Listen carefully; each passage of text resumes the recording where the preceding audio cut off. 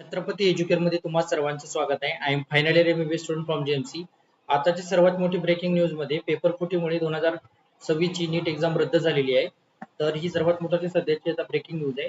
तर सर्वात महत्त्वाचा प्रश्न म्हणजे आता पडतोय की एनटी वर की 2024 नंतर पुन्हा कसा तुमचा पेपर फुटू शकतो, हा सर्वात मोठा प्रश्न आहे. 2024 ला खूप मोठ्या प्रमाणामध्ये पेपर फुटला होता. त्यावेळेस कोर्टमध्ये एनटीने म्हणले होते की पुन्हा अशी चूक होणार नाही. तरी सुद्धा पुन्हा अशी चूक कशीच होऊ शकते? एका वर्षाच्या आतमध्येच तुमची पुन्हा जर पेपर फुटत असेल तर हा सर्वात मोठा प्रश्न आहे. आणि तर अजून एक विचार करायला गेलं तर आपली शिक्षण व्यवस्था किती बेजबाबदार आहे पेपर कंडक्शनच्या बाबतीमध्ये. जर नॅशनल लेवलचा 20 लाख प्लस विद्यार्थ्यांनी जर हा पेपर दिलेला आहे आणि 20 लाख प्लस विद्यार्थ्यांनी हा पेपर दिलेला आहे आणि हा जर पेपर तुमचा रद्द होऊ शकतो, तर किती मोठी शिक्षण व्यवस्था आपली याच्यासाठी बेजबाबदार आहे हे सरळ सरळ दिसून येते. एनटीए पण किती बेजबाबदार आहे पेपर कंडक्शनच्या बाबतीमध्ये हे सरळ सरळ दिसून येते की तुम्ही एका वर्षाच्या आतमध्ये तुमचा पेपर पुन्हा फुटू शकतो.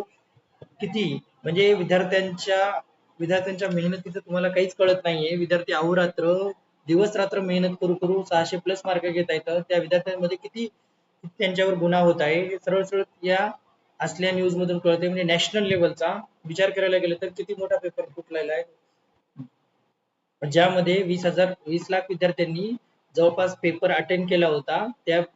या लेवलचा पेपर कसाच फुटू शकतो?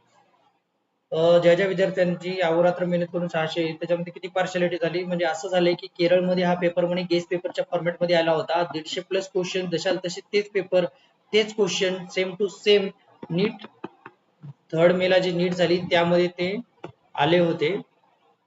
3rd मे ला सर्व 150 प्लस क्वेश्चन त्याच्यातून जशाल तसे आले होते. केरळमधून तो पेपर फुटला. सर्व ऑल ओव्हर राज्यामध्ये ऑल ओव्हर भारतामध्ये तो पेपर फिरला. त्याच्यामध्ये जशाल तसे पेपर आता त्याच्यानंतर त्याचा युट्यूबवर पण व्हिडिओ येतो. म्हणजे 2 मे ला रात्री त्याचा युट्यूबवर पण व्हिडिओ येते की या अशा प्रकारचा पेपर येणार आहे नीट मध्ये.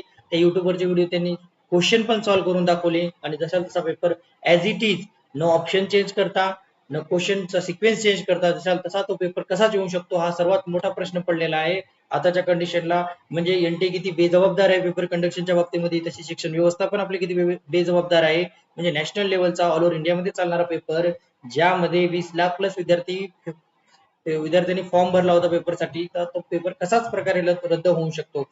तर हे सर्वात महत्वाचे प्रश्न पडलेला आहे. पण विद्यार्थी मित्रांनो, जास्त आता विचार करायला तुमच्याजवळ पण टाइम नाहीये, कारण की तुमची नी एक्झाम होणार आहे. तर त्या एक्झाम मध्ये काय काय होणार आहे याबद्दल आपण थोडक्यात माहिती घेणार आहोत. तर बघा, नीटची एक्झाम पुन्हा होणार आहे. त्याच्यानंतर नवीन रजिस्ट्रेशन पण करायची गरज नाही तुम्हाला. नवीन हॉल तिकीट येईल आणि नवीन सेंटर येईल. आता जास्त विचार करू नका, घाबरू नका, पॅनिक होऊ नका. साहजिक आहे, तुम्ही घाबरला तर असणार आहे. तुमचे जर 600 प्लस मार्क येत असतील आणि तुम्हाला ते तुम्ही तुमचे ड्रीम्स तुमचे ठरले असतील की भाई आता मला कॉलेज नक्की भेटून जाईल, तुमची 2-2 वर्षाची मेहनत तुमची यावेळेस जर एवढे मार्क येऊन तुमचं जर यश आलेलं असेल, तर तुमचे माहिती आहे तुम्ही घाबरणार तर साहजिकच आहे. पण घाबरू नका, विचार करू नका जास्त. सगळ्यांचेच मार्क गेलेले आहेत. ज्यांचे 720 पैकी 720 आलते त्या विद्यार्थ्यांचे मार्क गेलेले आहेत. ज्यांनी पेपर फोडून मार्क घेतले त्या विद्यार्थ्यांचे पण मार्क गेलेले आहेत. त्यामुळे पार्शियालिटी पेक्षा तर हे तरी ठीक आहे निर्णय की बाबा म्हणजे 720 पैकी 720 जर विद्यार्थी वाढले असते तर कट ऑफ आणखीन वाढला असता, तर 600 प्लस वाल्या विद्यार्थ्यांचं पण अवघड झालं असतं. त्यापेक्षा नीट री एक्झाम होणं ठीक आहे. आणि तुम्ही तुमचा अभ्यास सुरू करा. ज्या ज्या विद्यार्थ्यांना 600 प्लस होते अगोदर, त्यांनी पुन्हा एकदा नीट 3 मेच्या पेपरमध्ये तुम्हाला काय काय जमलं नव्हतं त्याच्यावर लक्ष द्या, खास करून की हे क्वेश्चन मला जमले नव्हते, कोणकोणत्या सब्जेक्ट मध्ये कमी मार्क आले त्या सब्जेक्टकडे जरा जास्त लक्ष द्या आणि व्यवस्थित अभ्यास सुरू करा. खास करून तुमचा जर पेपर बघायला गेला तर 31 मे किंवा 7 जूनला पेपर तुमचा फिक्स होऊन जाईल. तर यानुसार तुमची तयारी राहू द्या. म्हणजे तुमच्या कमीत कमी 15 ते 20 दिवस आहे, जास्त दिवस नाहीये. त्यानुसार तुमची तयारी करा. आणि ज्या विद्यार्थ्यांना कमी मार्क आले होते यावेळेच्या पेपरमध्ये, जास्त लेंदी असल्यामुळे किंवा त्यांना टाइम वगैरे पुरला नव्हता पेपर सोडवण्यासाठी, त्या विद्यार्थ्यांसाठी पुन्हा एकदा नवीन संधी आहे. पुन्हा एकदा जिद्दीने भिडा, जिद्दीने अभ्यास करा, नक्की तुमचा स्कोर येईल. आणि जास्त विचार करू नका, फक्त स्टडी सुरू करा. लवकरात लवकर री एक्झामची डेट जाहीर होईल लवकरच. आणि तुमच्याकडे कमीत कमी 1 महिना राहील. एक 15 ते 20 दिवस राहतील. 1 महिना पण मुश्किल आहे.